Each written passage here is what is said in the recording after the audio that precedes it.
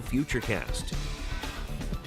4-day weekend for the kids. Second day here with a snow day across southern New England public schools. Of course, we had that Friday and now again today, looking at our live Pinpoint Doppler 12 radar. The leading edge of the snow starting to push into our area. And in fact, a band of heavy snow we've been watching all morning finally on the move. This is pushing into New Bedford. It's been sitting over the Cape Cod Canal and now pushing into New Bedford and arriving along the Rhode Island coastline. This is what's bringing those poor visibilities, the quick coating of snow along our roadways, and will lead to difficult travel conditions because not only are we dealing with the snow with this storm, but the strong wind gusts that have been going since the morning, since the overnight hours. So should be pushing up into Fall River shortly after 8 o'clock into Providence. That heavier band of snow probably close to or just before 9 a.m. in the morning, and then up into Boston by the end of the morning. So it's a snow day leading the weather headlines. Tuesday to Thursday, you'll see some snow showers in my forecast.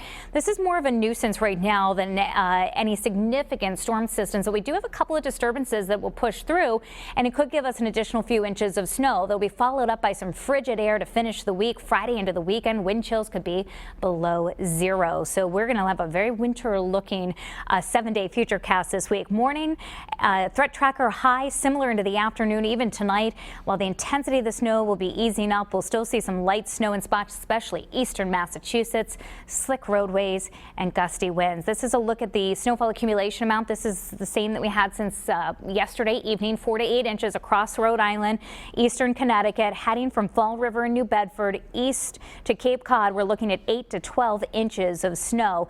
This is for a storm that's going to be passing several hundred miles out to sea, but it's even close enough this morning to give us those 40 and 50 mile an hour wind gusts. So winter storm warning, area shaded in blue.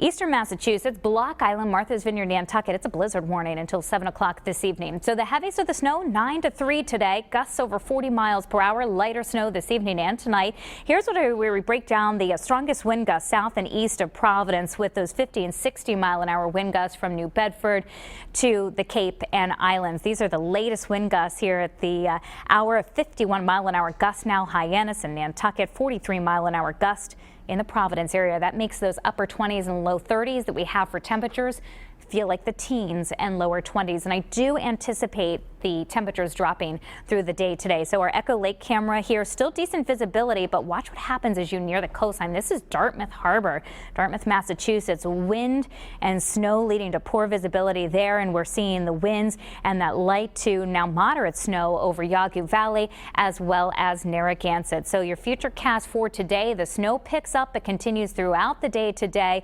Temperatures holding in the low 30s this morning, dropping into the mid and upper 20s this afternoon.